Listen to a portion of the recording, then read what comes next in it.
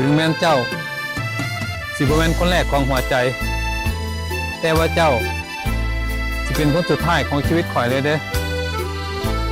ฮักเจ้าหลายเด้อได้ยินบ่บอกหักปานใดก็ฟังบ่คืนเมื่อใจอ้ายมีคนอื่นอย่าฝืนไปเลยพี่จ๋าคนที่อ้ายหักเขารู้จะเสียน้ำตาพออย่าได้ตีราคาคุณค่าของหญิงแค่เพียงคำคืนบอกหักปานใดก็ฟังบ่คืน